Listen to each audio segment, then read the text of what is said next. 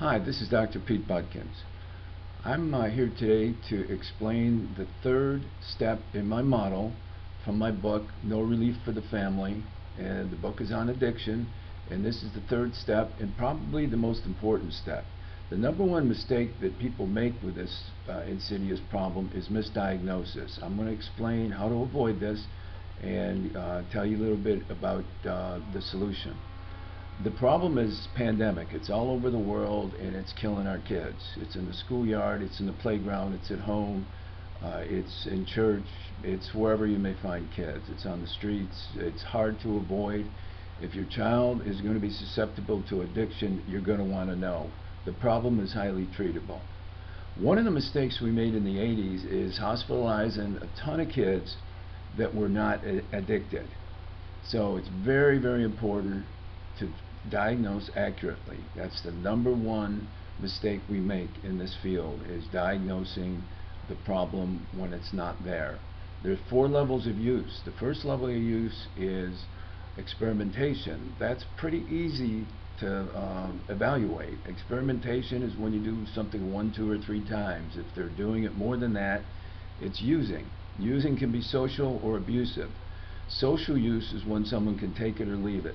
Usually you don't find underage drinking or underage drug abuse more than once or twice if a child is using it socially. They really don't want to do something that's illegal, and it's real easy to persuade them not to.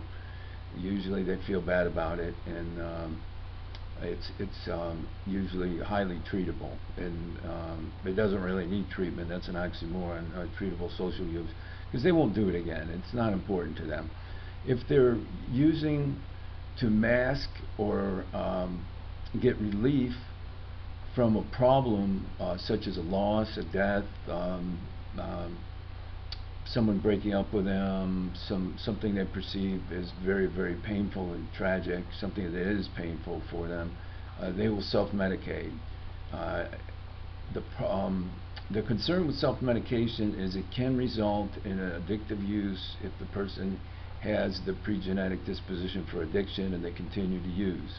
The other problem that can result is that it can be harmful, very harmful. There can be overdoses, there can be car accidents, there can be driving while drinking or using, driving while high, there can be aberrant behavior, unpredictable behavior, and so forth. However, the way you evaluate this is you find out if the person's having problems and continuing to use. It just doesn't make sense if your child's using to cover up a problem and they're getting problems from the using and they continue to use. That isn't abusive use, that's addiction. So if you're looking at a problem that if they're masking a problem by using and they don't stop once they realize that it's painful, there's loss and pain that results from the use, such as disappointing parents, driving drunk, having hangovers in the morning, missing school, having their peers drift away from them, etc., then most people will quit quickly because it's causing problems, and they're doing it to avoid problems. The 4th level you use is addiction. Addiction occurs, according to the AMA, when a person continues to use a substance when there's adverse consequences. All that means is that a person will continue to use and put up with the pain and loss created by the using and not stop when it's causing all these problems. So you have to get an accurate read on it. It can be very difficult to distinguish between abuse and addiction because it is a progressive problem, and a lot of times it's hard to tell what you're looking at. So getting an expert opinion is very important. This is pretty easy to do.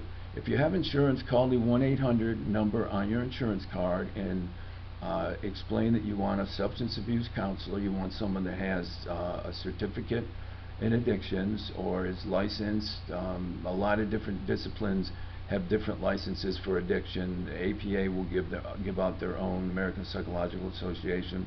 Usually the state has what they call a certified addiction professional license.